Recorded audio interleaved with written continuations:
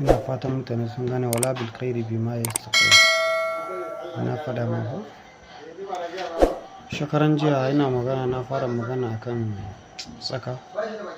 Ban karasar ba, shi ma zan karasar yau. Haka zalika iyayenmu mata akwai na fa'ida da zan bayar wanda za ki zauna lafiya da miji ko mallakan miji ku zauna lafiya. Ki raba shi da 'yan iskan waje. In ya fita waje yayi aikinsa, in ya dawo gida shi ke. Ya daina hira da su, ya daina waya da su, ya daina daɗewa a waje. Sirrin nan zan zo in bayar da yardan Allah. Saboda in ka bar abu ƙwaya ɗaya in ya gyara aure akwai lada. Saboda aure yana da muhimmanci a gun Ubangiji sosai. Saboda me yasa aure idan ya mutu al'arshin Ubangiji an ce yana karkarwa. Kaga aure babban abu. Yawanci magagganun da muke yi na mallaka na kama mutum duka masu aure nake ba. Wanda ba su da niyyar auren mutum in ka ɗauka ka yalla ya isa. Shi ne zancen. Wala bil khairi bima yastaqim. Wala bil khairi bima yastaqim na bayar. 489 adadin fata. Hanyarsa kala biyu ne. In ka so ko idan aka rubuta maka rubutun ya kare, wawun ɗin ne za ka sa bukatanka sai ka juya ta duka gungumin ruwan rubutu. Ka kira sunanka, ka faɗi uzurinka, ka ɗora kan wuta, ka bari ya tafasa ya ƙone. Mai gida za ka ga ikon Allah. Canjuwa ne, dole ne za ka canju da yardan Allah. Ko kuma ka juya kwalba ka je bayan gari ka tona rami ka binne. Muddin wannan yana ƙasa. Ɗa namiji dai wanda yake tafiya kan ƙasa bai isa yi ma komai. Sai dai mai firewa a sama. Amma tanki kana tafiya da ƙafa ba za ka iya. Ni ne na faɗa akwai wannan sirrin. Mai gida wannan sirrin tsaban ƙarfin shi kaga akwai masu amfani da yawun kurma. Kamar matsafan da yawun kurma ai za su nemi kurma ɗaya ɗaya wanda ba sa magana. Yawunsu 100. Kamar kurma 100. Kowane kurma su gani za su baka auduga. Ka tofa yawunka ciki su haɗa har ya kama wannan yawun kurma 100 su ƙona. Idan sun ƙona sai su rubuta wala bil khairi bima yastaquna da shi. Wannan sirrin da na gaya ma yanzu ni ban zan gaya ma abin da zai shiga ciki ba. Wannan sirrin ne ake kama mutum. Kamar misali yanzu kana kan milki ko kuma kana cikin babban abu ko kana shugaban kamfani ko kana wani abu haka kawai wasu su zo za a yi bandin naka ko za a ƙwace aikinka ko kai shugaban ƙasa ne za a cire ka ko kai gwamna ne kana kan gwamna ana so a cire ka. In ka yi amfani da wannan sai dai in ka gama mulkinka ko kuma in Allah ya kashe ka cikin mulki wannan ban sani.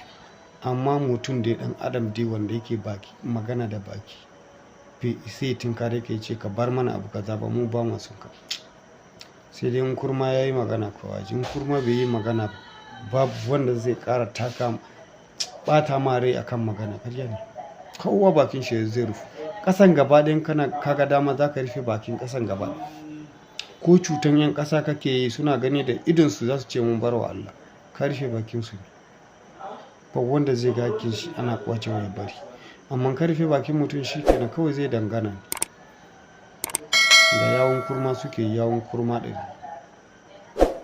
Wasu suna yi da jinin kurma 100. Ni ba zan faɗi na jinin ba.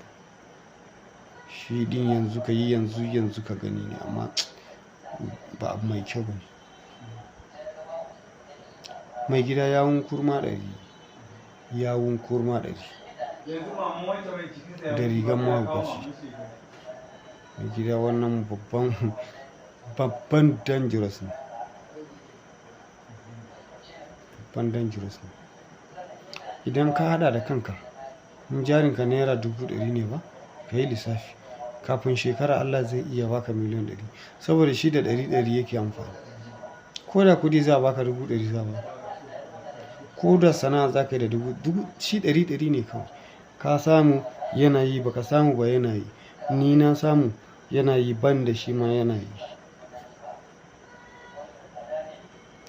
Amma akwai matsala ne. Mutanenmu na duniya ne za ka ce musu su yi yawo sai su je su yi abin da ya fi yawon mu. Ko kuma su sace mutumin su je su yi abu dole ba haka ba. Yawun kurma samun shi yana da sauki. Haɗa kurame 100 in kana so a rana ɗaya za ka haɗa duka. Za ka yi waya wa mutanenka su nema, kai ma za ka nema, za ka haɗa kurma 100 a rana.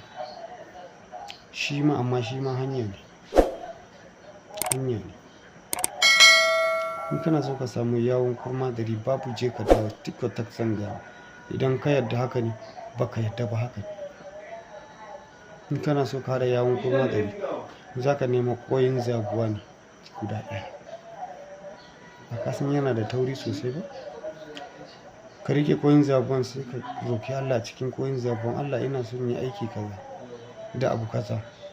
Allah ba zan cutar da su ba saboda biyan bukata nake nema gunka Allah. Allah waɗanda nake nema ba su da magana, ba sa magana.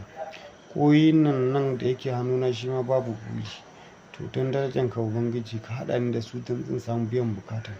In ka tofa jikin ƙoyin sai ka fasa ƙoyin a jikinka. Ka zauna in ruwan ƙoyin ya bushe jikinka ka je ka yi wanka.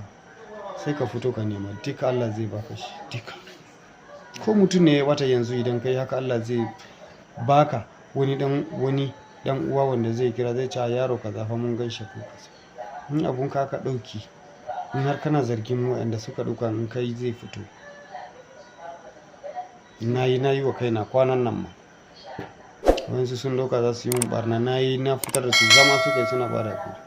Ni ba na tozarta mutum. Sai na ji tausayin su na basu. Mai gida duk wanda ya ce maka ba sirri bai da hankali. Amma yawun kurma 100 ba shi nake son ba, yanzu na mallaka nake son ba. Ajiya ko kuma ce iyayenmu mata namiji ya aure ki ya sake gida. Ya auro wata ba damuwa ai. Saboda namiji mijin mata 4 ne. Amma ka ringa bin su a layi kana ma'amala da su baka zuwa gida da wuri, mata ta yi magana ka hauta da faɗa. Wannan ba dole ba ne. An ce ki gyara gidan auren ki zaman ki. Ba wata shegiyar budurwar da za ta iya kashe miki aure. Sai dai in baki yi yanda nake gaya miki yanzu. Kin nema gidan zanzaro inda yake manne a jikin jini, gidan zanzaro. Inda ake yanka dabbobi ki je kwata.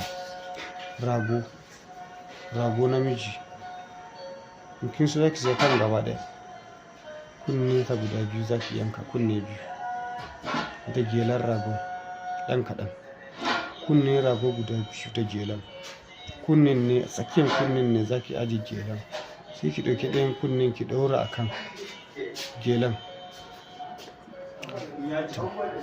Sai kuma gidan zanzaron za ki daka shi laushi, shine ƙasan da za ki zo ki rufe bakin mijinki ko kuma ki raba shi da matan layi. Ba ka kin ɗaure ya yi gamba? Mai gida wannan yana so ki gwada, Hajiya yana so ki gwada ne don a bani amsa.